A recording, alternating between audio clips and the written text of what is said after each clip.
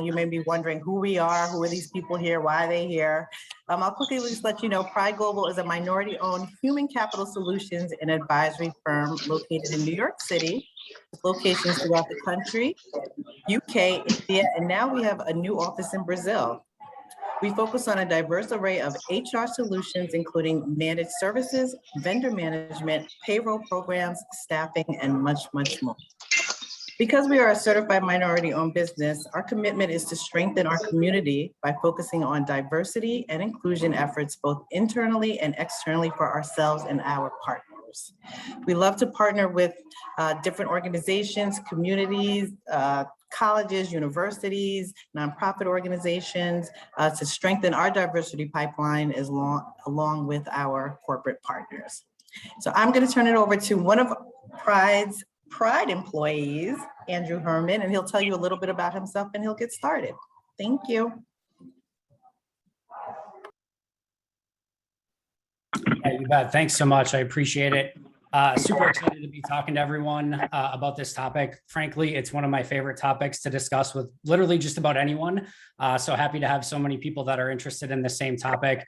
I'm going to be going over in a second why I think this is such a cool topic, but just a little bit about me. I am an associate director here at Russell Tobin, which is a sister company of Pride Global. I've been with the company for a little bit over 2 years. If you're wondering why there is Packer stuff behind me, it's not just because I'm a Packer fan, but I also do some podcasting. I'm actually a credentialed reporter for the Green Bay Packers, and I do a variety of different other stuff too. So I wear a lot of hats, but no matter what hat that you want to wear, whether it's your side hustle, whether it's your current job, whether it's you're starting to look for jobs, whether it's just something like you want to work at a coffee shop on the side, it doesn't matter. You have to interview for those opportunities and present your best foot and put your best foot forward, right? So that is why this is such a fun topic to me. And I can't tell you how many people don't recognize the importance and the skill and the art of interviewing. So I'm very hopeful to be able to share some of that insight with you today. I'm going to share my screen so we can get started here. So today, of course, we're going to be going over some interview best practices. Again, if you're just joining, my name is Andy Herman. As I mentioned, so as we start going over everything, I want to right away start with just some house rules, which are going to be very, very basic and very, very simple. Those house rules consist of having fun and ask questions when you have them, right? So this is supposed to be conversational. I'm going to try to allow times after, different slides for you guys to ask questions. If I forget, please raise a hand because I would much rather take the time to answer your questions and go over any questions that you do have rather than just me talk the entire time. Nobody wants that. So definitely make sure to ask questions. But other than that, just try to stay muted if you don't have a question, just so everyone can, be able to focus on this. And again, just have fun. I think this is a really great opportunity to learn more about interviewing. And again, we're all adults here. So whatever you need to do, if you need to hop off, if you need to hop back on, whatever, all good, no worries, no concerns whatsoever. But hopefully you will enjoy today's presentation. All right, so we're going to go over 3 things with training today. The first is going to be basically preparation. How do you prepare for the interview itself? Number 2 is going to be the interview. And then 3, sort of the follow-up to the interview after that. So those are going to be kind of the 3 components to today's training. And what I always like to go over first, and I kind of mentioned this already, is that there is a skill and an art to interviewing. I think people get super nervous and freaked out about the interview process. And I think that people just think that all right, what am I going to say? What am I going to do? I have to talk about myself. I'm not comfortable doing that. There is a skill and an artistry to all of it. It's no different than playing poker or playing football or, getting ready for a job or whatever the case may be, whatever it is that is your pride and passion, there is a skill and an artistry to it. And it is something that if you practice at it, you can legitimately get better.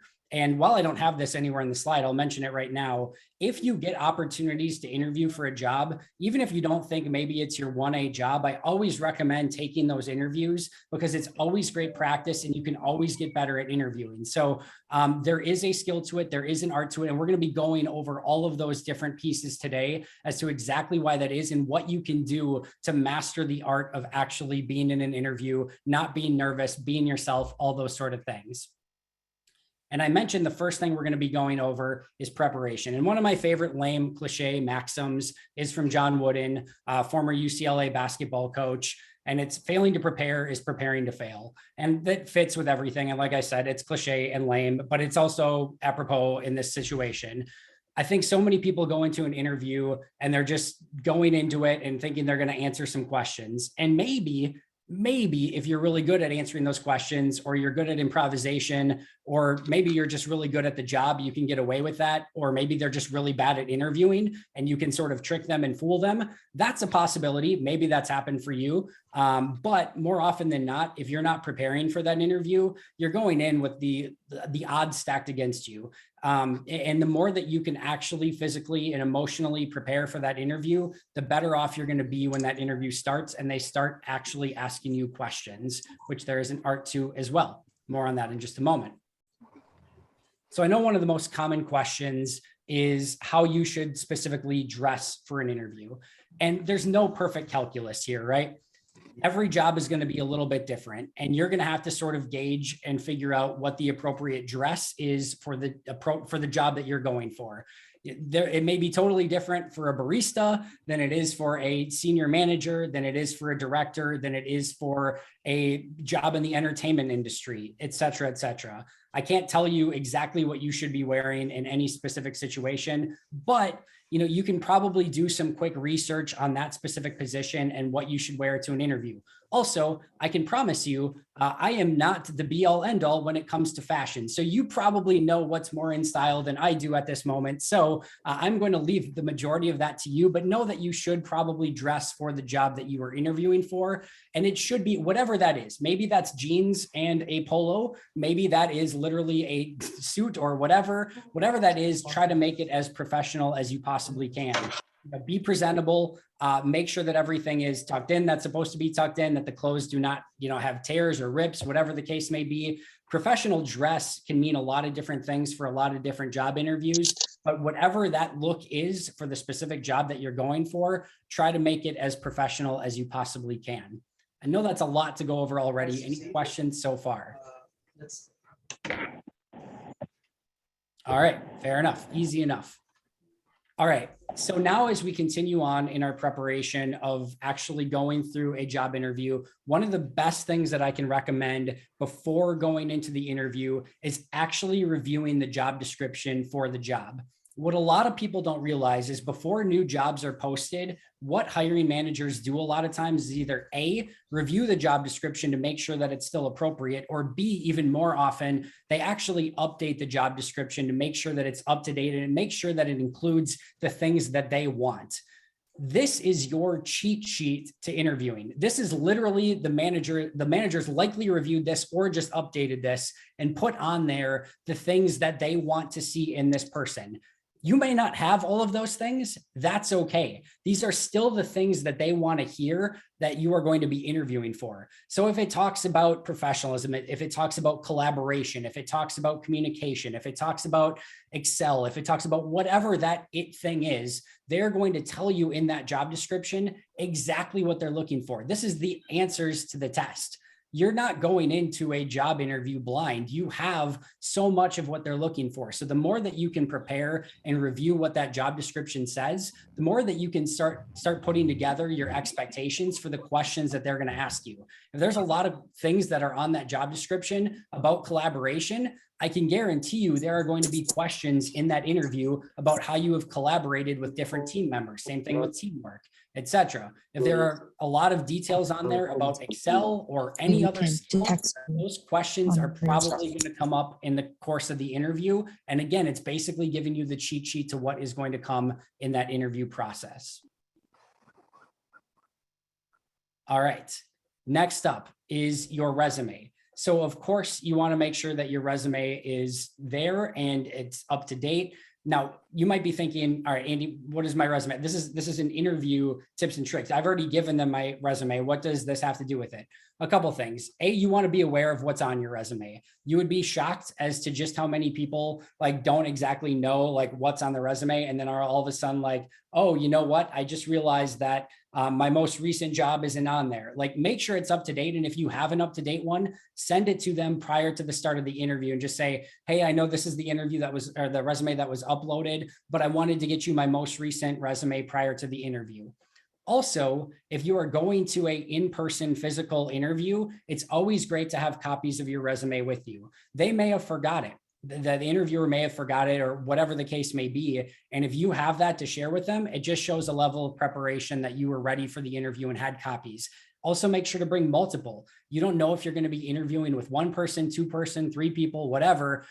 If you have multiples of those resumes, and again, maybe one person forgot theirs, now you have one to share. And again, it just shows a level of professionalism and preparedness that maybe other people didn't have. And then sort of to go along with that, even if it's a virtual interview, if you have it at the ready, again, maybe you just jump on the call with them, jump on the video call, etc. And maybe again, they can't find or locate your resume. If you don't have access to it, to email it to them, again, it could sort of be awkward, or then they don't have your resume and whatever. Yes, that should be something that is being prepared for ahead of time by the person that's interviewing you. We don't live in perfect times, and people make mistakes with this stuff. So just make sure that you're prepared. So if they're unprepared, you can sort of help them along the way, because again, you want to be able to put your best foot forward, and you've already put the time, effort, and energy into putting a great resume together. So you want to make sure that they're reviewing it and that you can go through it with them as they review your background and information. Questions on any of that? Yes, we do have a question, Andy. We have a question from Natasha. I hope I'm saying your name correct. She asked, does the template of your resume matter? Yeah, great question. So this is obviously something that's not specifically interview specific, but yes, yes and no. I don't think like which template you use is specifically important, but the fact that it's organized, neat, no spelling errors, everything like that is far more important. What I would suggest to you is to have obviously your name and information up on top, making sure that your email and phone number is correct. I can't tell you how many times I've come across people that I've wanted to contact and their phone number, email address is wrong, so I can't get a hold of them. You would think that that would be sort of 1A, but it's not. So make sure you have that. B is to make sure that you have your most recent job history. I would put your last last about 5 years if you have it, maybe less than that if you don't have quite the job experience. If you have, if you've been in your career for a while, you generally want to keep it maybe to around 2 pages. If you're relatively new to the job scene, probably want to keep it to about a 1 page. If you just graduated college, you may want to put your education on top. If you have a high school diploma, education maybe more towards the bottom, and put your work experience more towards the forefront. Basically, you kind of want to grab their attention with whatever's on top. So if it's your summary, if it's your job experience, if it is your education, whatever is most impressive, you want that as your first thing. And then again, the meat of the resume should be your experience and what you've done, using as many specific examples as you possibly can, and results. If you can show specific results to what you've done, that's going to make it that much better. And then, anything additional at the bottom, any sort of clubs or activities that you were involved in, anything like that you would want to add on there. Maybe you're CPR certified, or maybe you've gone through some sort of whatever, that would be sort of a skill that you would put towards the bottom. So generally, title, maybe a quick introduction or summary or skills, then with your most important thing on top, whether that be education or experience, then experience is the bulk of it. And then maybe some quick notes at the bottom. Again, making sure it's organized, all of the margins are equal, everything's centered the right way. The more professional it can look, the better off you're going to be. So which template you use is irrelevant, but making sure that you cover your bases on that sort of stuff is super important. We had one more question. They said, any particular special paper that is printed on? Yeah, I wouldn't, be too concerned about it. Again, the more professional, maybe you want to put it on professional stock. If I'm going, when I've gone for interviews and they're in person, I have my resume on a professional stock that I can hand to them. So that can be important. Again, so many interviews now are going to be virtual, that again, it's probably going to be via PDF. But that's a good reminder as well. You're going to want to make sure that when you send your resume, it's via PDF and not Word. When somebody pops up a Word doc, what happens? Any, sort of grammatical or spelling or anything pops up right away, right? The blue underlines, the red underlines, everything else, all of those things pop up. If it's a PDF, it just looks like a nice clean document. So when you send that resume, make sure to send it PDF. Is probably the more important thing. But again, if you're in person and it's a really important interview for a big position, I would put it on a professional stock. Other questions? All right. This is one of my biggest tips that I give to people who are interviewing for a job. And it's something that so many people either don't do or just are not aware of. If you're not familiar, maybe most is strong, but a lot of, if not most of interviewers are now asking very specific questions in the interview. So what they're going to ask you is, can you tell me about a specific time when you dealt with an upset customer and how did you handle that situation? Or can you tell me about a time when you worked with an advanced Excel formula and what did you do and how did you handle that situation? Can you tell me about a time when you worked with had to work collaboratively with a team member and how did you come to a compromise and what was the, end result of that situation? It's going to be in a STAR format. So situation, task, action, and result. They want you to give a specific example, what situation or situation you were in or task you were given, what actions that you took, and then what was the result of that specific scenario. Even if the result isn't a perfect example of what you did, or maybe it didn't end up working out the way that you wanted, what you then learned from that situation. So many people, when they're asked these type of questions, and if there's one thing you can take away from today, it's to learn how to answer specific questions in interviews and give them specific results. So many people, again, I'll use the customer example, right? If I ask you, when was a time where you worked with an angry or upset customer and how did you handle that situation?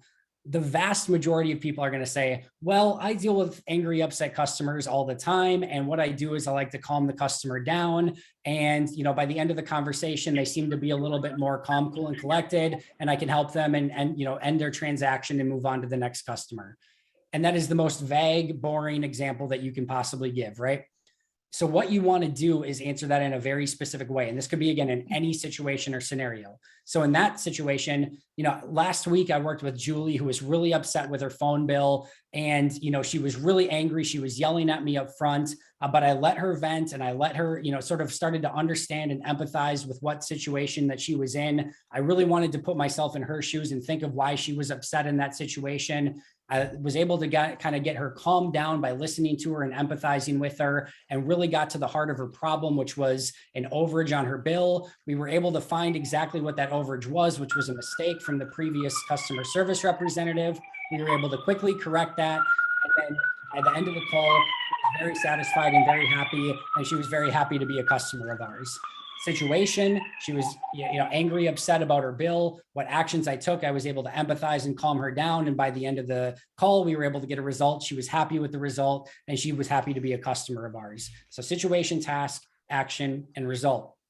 And I know what you may be thinking, right?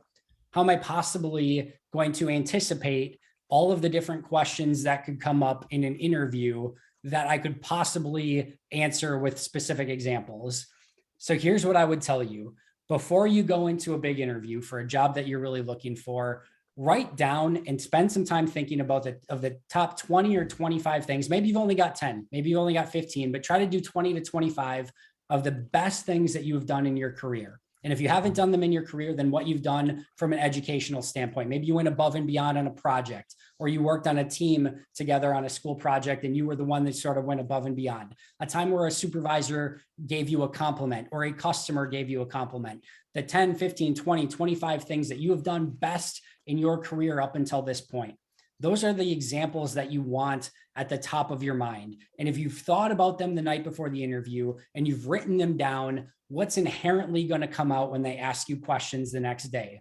The top 20 or 25 things that you just wrote down and thought about yesterday. They maybe not all be perfect examples for what questions that they ask, but more often than not, you're going to be able to sort of meld your answer to what they want and use those examples that you wrote down from the night before, and then hopefully reviewed them prior to the interview, because they're going to ask you specific example questions more often than not. And you're going to want your most glowing, perfect examples of things that you've done in your job. And so many people get an interview like confused with like, all right, I have to like sell myself and like I'm not comfortable with that. Don't even think of it as selling yourself. This is just an opportunity for you to have a great conversation with a hiring manager or an HR specialist about some of the great things that you've done in your career. And if you prepare that list of things ahead of time, and I'm not saying you have to go in with that list of like, and like review it and, you know, look down the list when you're in there. I'm just saying, if you write it down and review it ahead of time, those are probably the examples that are going to pop into your head when they ask you those questions. And just remember too, that it's not always going to be positive questions, right? A good interviewer is probably going to ask you a couple negative leaning questions. You know, I'll just use a customer service example again. You know, when is the time that you dealt with a customer and you were unable to help them? Or when was the time that you worked with a coworker and you had a disagreement and couldn't come to a resolution? Maybe, you know, whatever that may be, there's probably going to be some sort of question that they ask you that has a negative leaning connotation. So maybe think of a couple examples as well of things that didn't go quite as perfectly, but you were able to learn from that situation and actually use what you learned in a situation moving forward. So it's not always about having this perfect answer, right? If you come across as, you know, just this, you know, candidate that never had anything, you know, that went wrong or whatever, they're going to wonder, all right, how does this person deal with adversity?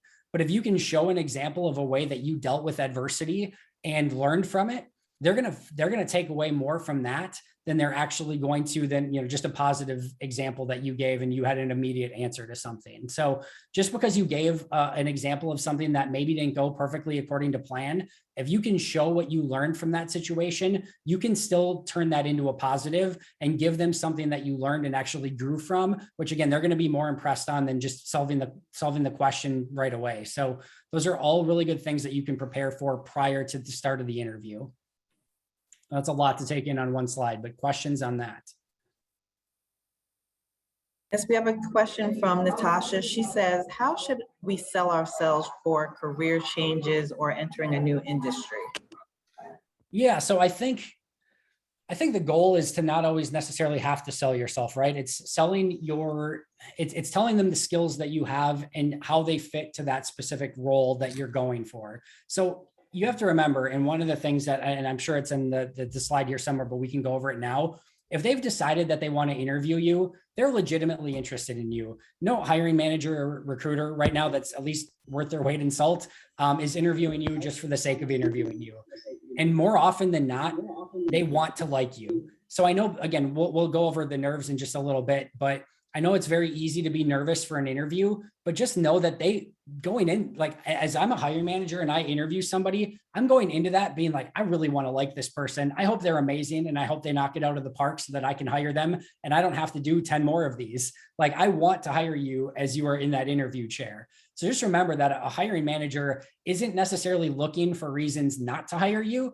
They're looking more often than not for reasons that they can hire you. So it's not, if you try to oversell yourself or try to fit yourself in a position that maybe isn't quite the right fit, what's going to happen more often than not, you're going to fit a square peg into a round hole. Maybe you can fool them, but you get into the job and it doesn't work out perfectly. Or maybe they take a chance. Like, you really want this to be a two-way street where you're the right person for the job for the right reasons, and they're hiring you because they like you and think you're a fit for this role.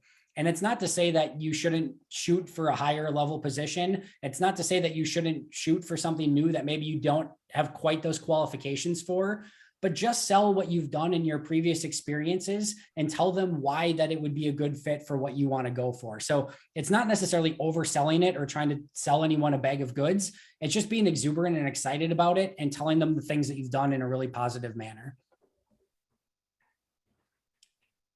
All right. We have another question that says, what if I had a job a year ago? So there's like a gap in my resume. Does that impact the weight of my resume?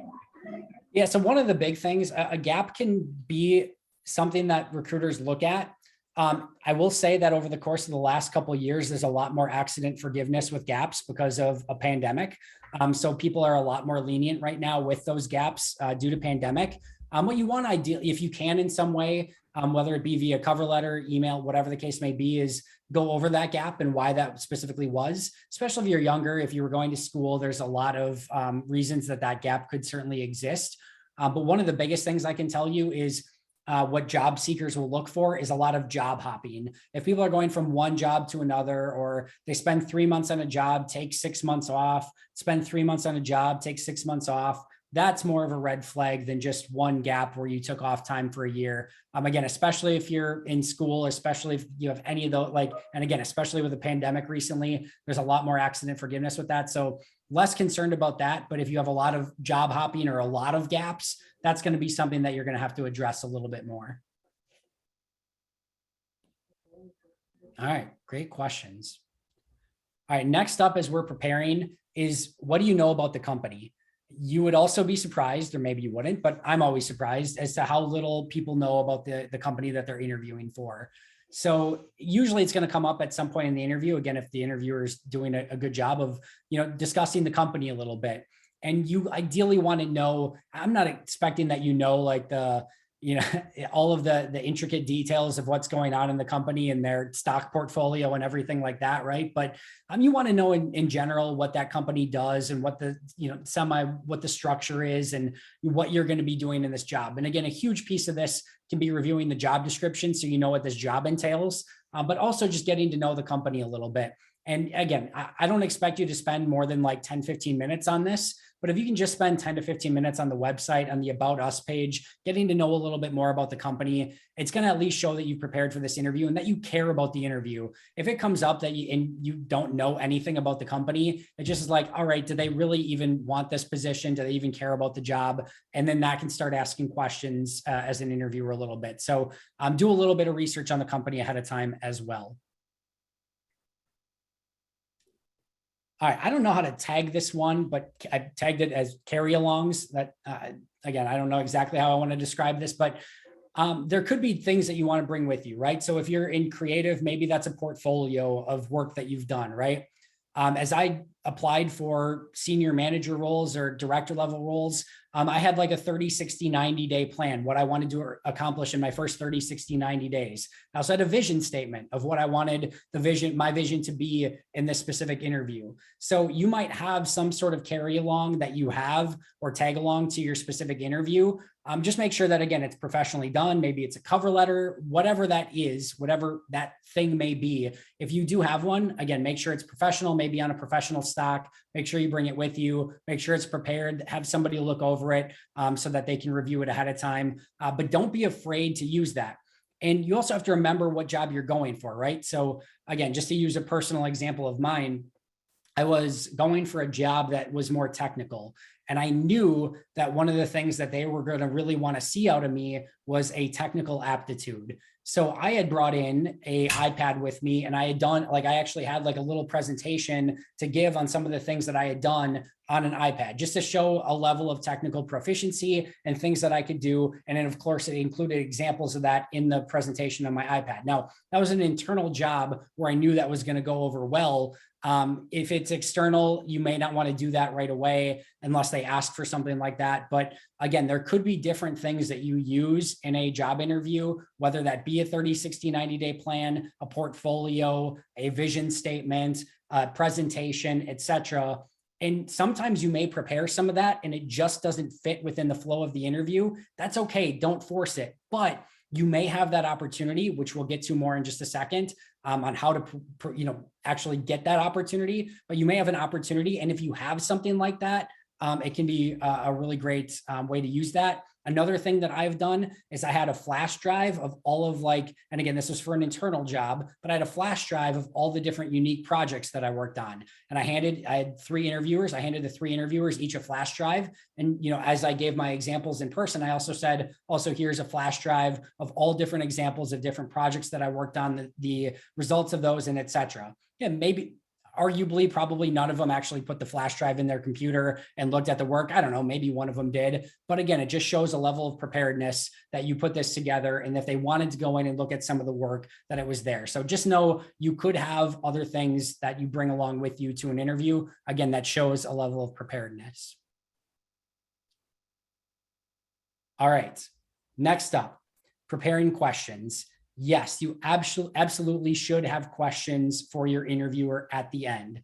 And when I mentioned just a second ago about having an opportunity to maybe present some of those carry-alongs or your vision statement or whatever, so many people view the interview question or the questions at the end as just either sort of something to get out of the way because you're supposed to do it, or maybe just answering, a couple questions about the job in and of itself that you were curious on, which, hey, you should do. If you have legitimate questions about this specific job and the role, this is a great time to ask those. I would avoid the pay and all of those sort of things in the initial interview. This is more of an opportunity to sell yourself. This is not something where you want to go over those sort of logistics at this point. But if you have legitimate questions, this should be a two-way street. You should be interviewing the company just as much as they're interviewing you, and you should have an opportunity at the end to ask those specific questions of them. There's all different questions you can ask, and you can find a million different examples of good interview questions to ask specifically online or whatever you want to do for your specific job.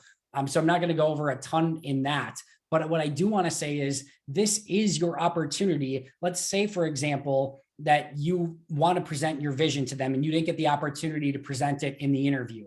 If I ask them what they're, at the end of the interview, and it's time for me to ask questions, if I ask them, one of my questions is, what's your vision for this position? They're going to answer me. And then I have the ability to be like, oh, that's so great. My vision is actually very similar. I actually have a copy of my vision statement here that you can look over, but it's really cool that we have all of this in common, that I think our visions are actually going to match up very well. So that's an opportunity. How I view it is, and you don't want to abuse this in any way, shape, or form, but this is the one opportunity that you have in the interview where you're semi in control, right? So the interviewer is in control through that entire first part of the interview, usually from introduction to asking the questions, etc. And you really honestly don't want to disrupt that. You kind of want to let them have that. Yes, you could ask a follow-up question or something like that here or there, but for the most part, you want to let them flow and ask their questions first. But when you have the opportunity to ask those questions at the end, use it, and it can be a legitimate tool that you use that allows you to set up something, whether it be your vision statement or whether it be your goals for the position. If I ask them, what would you like to see in the first 30, 60, 90 days, they're going to say it. And then again, you have the ability to present your document, or even if you don't have a document, if you want to ask, like, where is this right now? If you what are their biggest things that they want from this person in this position, and they answer it, whatever those things are that they said, now you can go back and say, oh, actually, here are 3 different things that, I know that match up with that specific, whatever it is that they said. So don't be afraid to use this time to your advantage and actually take. That person did not like my advice on that whatsoever. But this is an opportunity for you to have some level of control and actually gain that in the interview, where, again, a lot of people don't utilize that to the best of their ability. Questions on that? Just a reminder to stay muted if you do not have questions. Okay, I heard you. All right. Next up is practice. And again, as I mentioned earlier, if you have the opportunity to interview, always take it, because it's always good practice. But if you have somebody that can practice with you and ask you some interview questions, it could be the furthest thing from what is actually going to happen in that interview. That's okay. Just getting in the habit of answering questions from an interviewer is a great thing to do.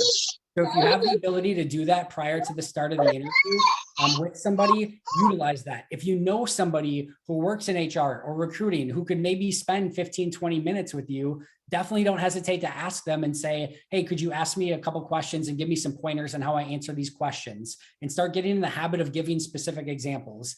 And if you don't have that, that's okay. Ask yourself questions and how you would answer that. It's not the most fun thing in the world, I can promise you that, but it's better than nothing. And going into it and preparing is going to help you a lot in that situation.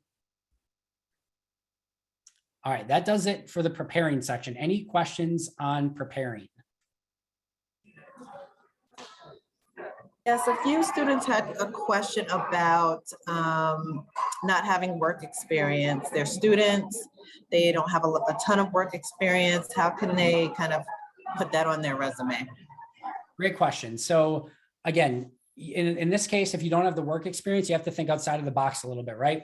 I guarantee you've probably had volunteer experience in some capacity because you probably had to get your volunteer credits to get into college and everything like that, right? So what volunteer experiences did you have? I coached soccer as my volunteer experience. I use that in a lot of different examples as far as leadership. And some of the things that I did coaching soccer, organizing the team, putting together lineups.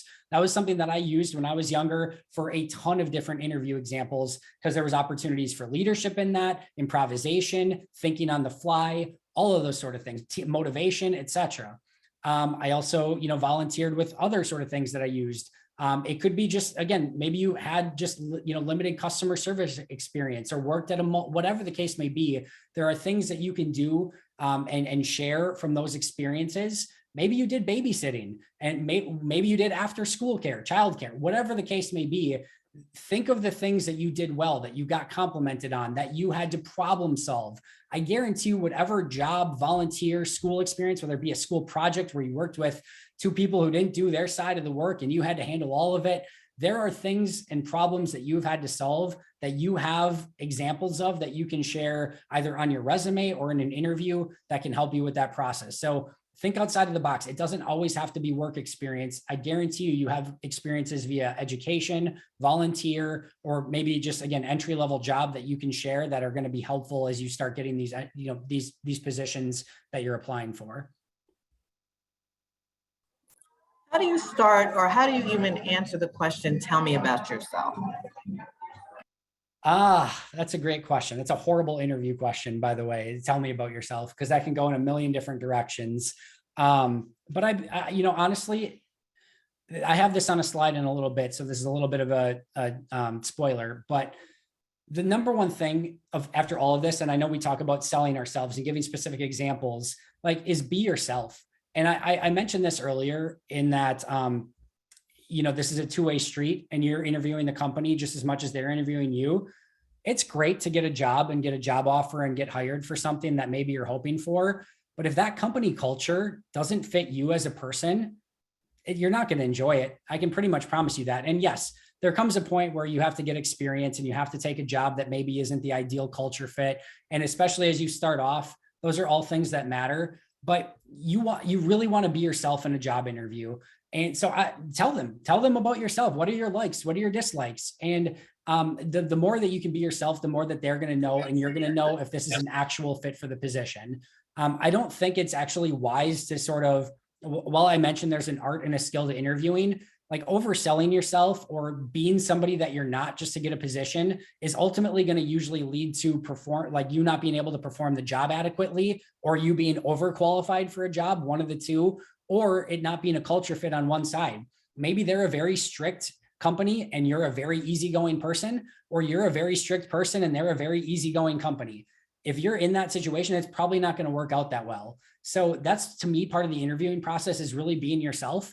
And if you can't be if you be yourself and they don't like you, it's probably not the right fit, right? So if they're asking you about yourself, be yourself. Tell them what you like, what you don't like, and be professional with that. Don't give them negatives.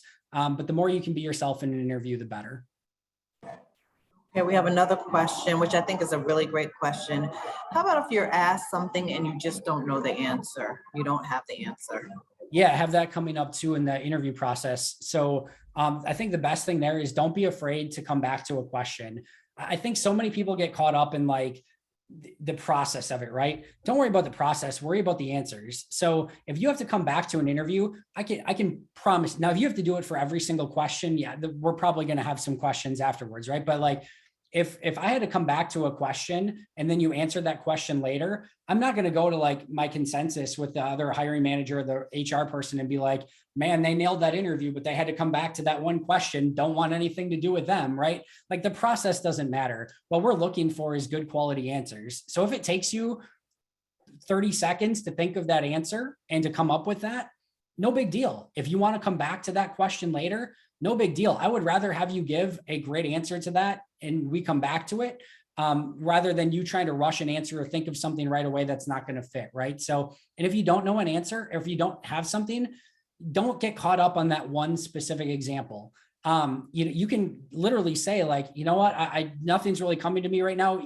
Can we come back to it later? And if you still don't have anything later, what you can actually say is just, unfortunately, I'm just not thinking of anything right now. But what I can do is I can spend a little bit of time thinking on this, and I can actually email you, maybe if I can think of something afterwards that would fit this a little bit better. But I don't have anything that comes to the top of my head. That's okay. You want to answer everything as best as you possibly can. Yeah. If you don't have something, don't force it, and come back to it if you need to, or take a little bit more time if you need to. All right, let's jump into the actual interview itself. So this is just preparation. This is just going into the interview. Now let's talk about the actual interview itself. All right, nervousness. As I mentioned earlier, the best thing I can tell you is that the manager or the HR person going into that interview wants to like you. So don't be nervous that like, oh, they're not going to like, they want to like you. Just be yourself. Don't be nervous. Be prepared. And all those things that we just mentioned, if you're more prepared for it, if you've gone over those specific examples, if you've reviewed the things that you've done really, really well, if you've gone over the job description, if you know about the company, there's nothing to be nervous about. This is going to be a conversation with a recruiter or a HR manager or a hiring manager that they want to learn about you. And this is just telling your story. It's literally a conversation telling your story of your career so far. Don't think of that as them drilling down and trying to find every little hole within your, your being or your existence. Like, just tell your story of who you are and what you've done in your job so far. And if you've prepared well, those answers are going to come out very naturally. We kind of talked about the next one already. Be yourself. If you can't be yourself and you're faking it, it's probably not going to be a great fit, right? Maybe you can fake it for a year or two in a job, but you really want to be yourself and get the job that fits you. You want to be the right person for the right reasons, for the right job, and everything sort of fits harmoniously together. You shouldn't have to fake it all that much. And the more you can be yourself, the better. Next up is honesty. Yes, we can maybe round some things up a little bit here or there, maybe make things sound a little bit more glowing, maybe make our negatives not sound quite as negative. There's an art to that as well. But again, be honest about what you've done in your position. And again, if you've prepared ahead of time with all those glowing examples, you're probably not going to have to lie about something that you didn't do. I would much rather have you, again, maybe give a slightly less perfect example that you're being honest about, then lie about something or get caught up in something and not be able to explain it exactly. Like, it just becomes a very slippery slope, right? So be honest, be yourself, be truthful, and just give, again, a story of all the amazing things that you've done in your career so far. If going over specific examples was the biggest takeaway, this is 1B or maybe even on equal footing with it. I mentioned earlier that the hiring manager wants to like you, right? I can't tell you enough. If I get out of that interview and I thought that you are super excited about this position and love the job and can't wait to get started and are super enthusiastic about everything, I am so much more willing to be like, well, they didn't have this one thing that I was really hoping for, but they seem like a great fit. They had all this energy. I think they really want this job. I can teach them how to do this one thing that they're missing. I can't tell you how many times I've been in a consensus with other hiring managers or recruiting specialists where they said, we can teach them that skill. But if I get out of that interview and this was just another interview for you, and I can't tell if you even really want this job or if you were enthusiastic about it, every little thing that you did wrong is going to be magnified. And like, if I get out of it and you were great in the interview and you answered every question, but maybe weren't enthusiastic, okay, they know how to do the job and they're still a great candidate for this position. But your enthusiasm and your excitement about the role and the interview and the company can cover so many different things. And 1A that I want to get out of the interview as I leave that interview as a hiring manager is that they were excited about this position and excited about this job. If you can sell me on anything else, you want to talk about selling yourself? If you can sell me on one thing, and it's not anything you have to hopefully lie about, it's just your excitement for this position. So be excited, be enthusiastic, and I promise you that will cover so many other things that you maybe had a misstep on. Because again, people are going to be more willing to say like, I love this person, I can train them on everything else, and it'll cover a lot of different ills that maybe you had through the rest of the interview experience. Next up, be confident. I know that's hard sometimes, especially as maybe you don't have a ton of interview experience. Maybe you don't have a ton of job experience, but be confident in your answers. Good eye contact, firm handshake as much as you can, and if it's an in-person interview, but making good eye contact and just being confident in your answers. Take the time, take a breath before you answer if you need to, and just, again, be confident in your examples that you're giving. And again, I can't stress enough, if you've prepared ahead of time with all of your glowing examples of things that you've done in your career, you should be confident and excited about sharing those examples with them, rather than being like, oh, I can't think of an answer. I can't think of an answer. Hopefully you're prepared. And then that preparedness is going to allow you to be confident and speak with confidence as you're going through that interview. All right. We talked about this in the prepared phase, but sometimes it gets a little bit harder as you're actually giving the interview itself. So again, as we're going through and they're asking questions, I just want to reiterate here, STAR format: situation, task, action, result.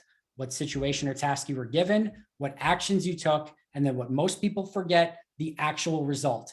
And if you can give a glowing example of either what you learned or the result of that situation, that is what's going to stick with people. Anyone can say a vague example and that they think they deal with people well or whatever. But if you can give a shining example with a glowing result, you improved profits if it's a sales thing, or you completed this project 30 days ahead of time, or you took this customer who was angry every single day and made her as happy could be, whatever that thing is, if you can share that result, that's going to put you ahead of just about anyone else that's interviewing for that position.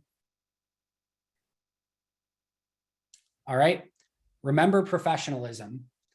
That's not just how you dress, but that's how you carry yourself. Went into an interview once and person just threw their jacket on the ground. Probably not the great first impression that you're wanting, right? Carry yourself with professional, how you talk. People will drop F-bombs. People will drop other swear words, or, use slang or whatever the case may be. You want to use professional talk in professional terms. Now, again, I've had interviewers who are, maybe dropping some F-bombs in the interview themselves. That's okay. And it's okay to maybe be a little bit more loose in your conversation, but still stay professional. You don't have to join them in doing that. Still stay professional in that initial interview. There will be plenty of times for that loose conversation, maybe as time goes on and you develop that relationship, but this is putting your best foot forward. And the more professional you can be, from dress to verbiage to language to how you present yourself, sitting up straight, confidence, all of that, the better off you're going to be. And again, every position is going to be a little bit different. There's no perfect calculus here. Use common sense when you're interviewing, but always do it with some level of professionalism. All right, I did my 2 big takeaways. This is number 3 on, I think, my top 3 takeaways. I think I may change my answers by the end of this, presentation here. But number 3 is, don't put your foot in your mouth. Good vibes only. Yes, they may ask you negative questions, but then focus more on what you learned from that situation. Don't be, I can't do this, or I don't want to do this, or I'm really bad at this, or anything that you can shine a light on that's negative, you want to try to avoid entirely. In some ways, this is a interview and a practice, and for an hour, however long that interview is, can you not say anything negative about yourself? Because they're going to try to maybe ask questions that will try to get you to say something negative, or negative about a teammate or a colleague or a coworker, or show drama or throw somebody under the bus or whatever. This is a practice in professionalism. This is a practice in not specifically giving them anything that is going to put you in a negative light. Because as I mentioned before, enthusiasm can cover things in an interview. One really bad negative answer that maybe you don't get along with teammates, or that you had a situation where your boss asked you to do something and you said no, and were upset about that they asked you to do it. Whatever the case may be, that does the opposite. Now, all the good things that you just did, now they're going to be like, oh, but do they have a negative attitude? Like they had that one example where, they told their boss off, or whatever the case may be, or, she seemed great, but 3 questions in, she dropped an F-bomb in her interview, like whatever the case may be. If you have something like that, that's going to stick just as much as the enthusiasm does. So stay positive, stay energetic, stay enthusiastic, and try to avoid things that would paint you in a negative light. And again, there's a skill to that. It takes some time, it takes some practice, but the more you can keep it on the positive, or spin things in a positive light, or again, if you have to give a negative, then focus more, not what the negative was, but what you learned from that situation. That's going to help you a lot in that situation. All right, I'm going to try to finish this up in the next few minutes. So we've got about 5 minutes for questions at the end. Next up is buzzwords. This may sound like the stupidest thing ever. People are stupid, and that includes interviewers sometimes. And what I mean by that is I talked about the job description being a cheat sheet, right? I guarantee you there's going to be 10 or 15 buzzwords that are on that cheat sheet that they want to hear in that interview. And this is, I'm not even going to go with what I'm going to say. This is 101, but like, if they hear those words, they're going to correlate you with those words. And this may, again, sound really stupid, but if they're looking for specific things, algorithms, intelligence, science, machine, business, whatever that may be, they may get out of that interview. The odds that they remember every single one of your specific examples are slim. But if they remember you and like, oh yeah, she talked a lot about data or big business or whatever that it thing is, whatever is in that job description, they're going to correlate you with those words. So don't get buzzwordy. You don't just want to sound like a buzzword factory where you're just, buzzing off words left and right. But if you can put these artistically in your answer so that they come up when you're talking to them, it does literally work. Should it work? Probably not, but it does work, and people will be influenced by the fact that you used those words that were in the job description, those buzzwords, that you use them in the interview. So a little bit of cheat. There's an art to it. You can't just vomit words out. That's not going to work. But if you can include them in your answers, you're going to be a leg up in doing that. We talked about this already in the preparation stage, but if you have the carry-alongs, make sure to present them in the end of the interview when you're asking those questions. If you haven't had an opportunity, again, if it doesn't fit, don't force it. But if you have something prepared, maybe try to give it to them at the end and just kind of put that in there at the end of it. You don't want those to go to waste if you've prepared them.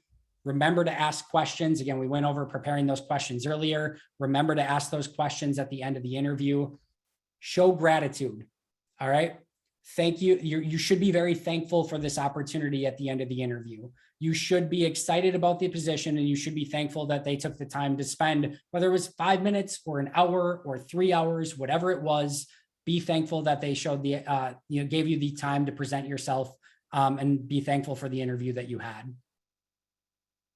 All right. Last but not least, what should your follow-up be? Make sure to send a thank you. It doesn't have to be anything too crazy, right? If you didn't know the answer to one of the interview questions, maybe include that and just say, hey, I spent a little bit more time thinking about that question that you gave that I didn't know the answer to. Here's one thing that came up in my experiences that hopefully helps answer that question for you. But mostly this should be a thank you for their time. Maybe again, if you've handed them a vision statement, maybe include that in the documents, et cetera. But definitely if it's in person, or if it's like an internal job, you could do an actual thank you note, et cetera. But however you want to do that, make sure you do a thank you in some capacity. That is a lot to take in 55 minutes. Thank you so much. Any questions that you have for the last 5 minutes? So I think have a ton of time left over here. Yes, someone asked, how do you answer that dreaded question? What are your strengths and weaknesses? Yeah. So again, I think using a lot of the things that we went over so far, right? So be honest, be yourself, tell them what your strengths are. What are you really good at?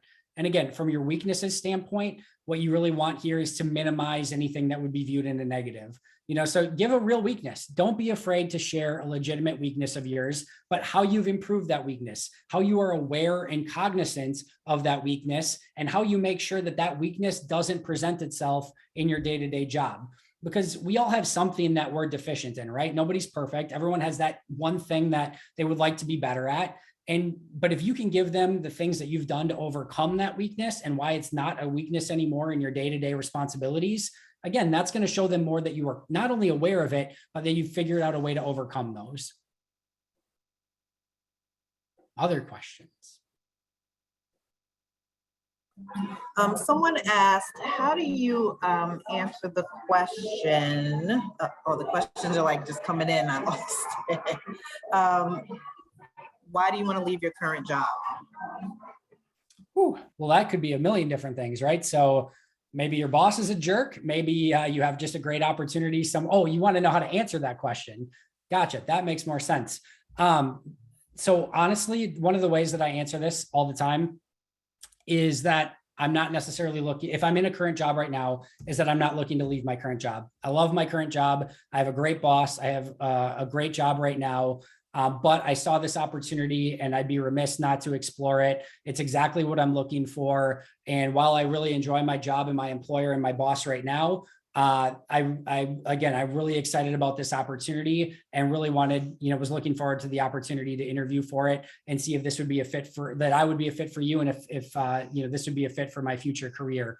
One thing that does is make sure not to throw anyone under the bus. You don't want to throw your current job or your manager or anyone under the bus, but B, it makes you seem a little bit more in demand, right? If I'm just like applying for every job or whatever, this person's maybe just a little bit flimsy or whatever. But if they're just looking for this job and they like their current job, now is like people want what they can't have, right? It's like, oh, they have their current job and they're doing well and they like it. But I really liked how they interviewed. Now I really want this person. And maybe the offer comes in a little bit higher. Maybe they like you a little bit more because you have that stability. But if I'm in a current job, that's how I always lead, is that I'm not looking for anything. I'm not looking to leave, but if the right opportunity presented itself, I will always look, and this seemed like a perfect opportunity.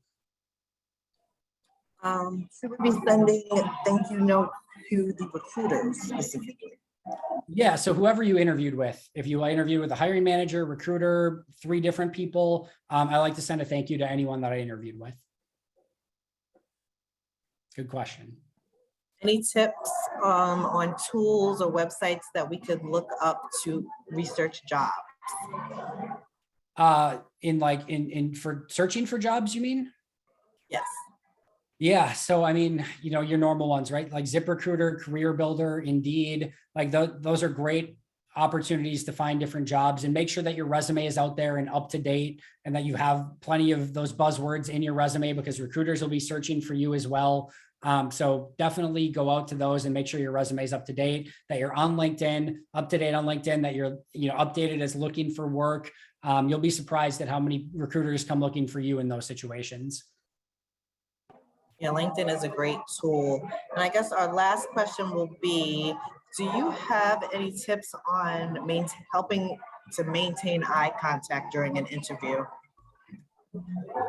I guess not a specific tip. It's just something that I think practicing ahead of time is really, really key. And if you don't, go on your computer, bring up your camera, and focus on looking in. As I'm sure today, I'm like looking at the side of my screen. I'm trying to stay focused on you guys at the same time, but focus on looking at your camera and pretend that that's the interviewer. And you can literally bring up your camera and record that entire thing and just talk into it for 3 minutes and focusing just on the camera. Again, the more practice that you can have, the better. There's no specific perfect way, but if you can talk to somebody and do that mock interview ahead of time, or even if you have to just practice by looking into a camera, so be it. And I think that's a good way to at least sort of teach yourself to stay focused on one thing and not bounce your eyes all around. Christina, did you have a question? I saw you have your hand up. Yes, thank you. So for example, I'm an executive assistant. Mm-hmm. Since I didn't have a diploma and I just got it. I got it in the mail a few days ago, actually. So my question is, how can I go from an executive assistant to a financial analyst, something based to my diploma? Because I feel like every time I go for an interview, they focus on my position right now, my current position. Yeah, absolutely. And, yeah, so I think sometimes it's a progression, right? So it may not be, I think in your current job, see if there's different things that you can do that would help out maybe around your company that would deal with more financial analysis, right? See if there's different projects that you can assist with. When I did, specific jobs, I would try to master my job, and then I would try to reach out to different parts of my organization to see if I could assist there. Because if you could potentially grow within your own organization, that's a great first step. If like a financial analyst position opens up in your own organization. But 2, it's starting to get involved with employee resource groups that may be involved with your specific sort of topic. It's networking. It's taking little steps up, right? So maybe your next up is an executive assistant with a financial organization. I don't know if that's what yours is right now, but let's just say yours is an executive assistant with just, with a different company right now. Maybe your next up is an exec assistant with a financial company. And then your step after that is that financial, a smaller financial analyst type of role with like a, non-financial company. And then you continue to grow just incremental step by step from there. It's not usually something that maybe happens overnight, but the more networking you can do, the more involved you can get in employee resource groups, and the more you can just kind of make those incremental steps, that'll help hopefully lead to your end goal and where you ultimately want to be. Also, talk to financial analysts and see what they did to go from degree to financial analyst. What was their path? Because they know better certainly than I would know as to how they got in that role and what steps they took to get in that position. Perfect. Thank you. Welcome. Wonderful. Andy, thank you so much. You have given all of us, even myself, some wonderful tips. I've learned a lot. I hope everyone here has learned a lot. You see Andrew's information here.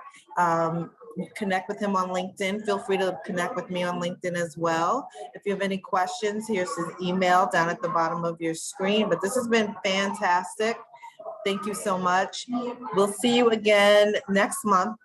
Yes, next month, because April is tomorrow, right? We'll see you next month for our final installment in this series. We're going to be talking about diversity in tech, which is a great topic. But in the meanwhile, everyone have a great rest of your evening. Be safe and continue to do well in your studies.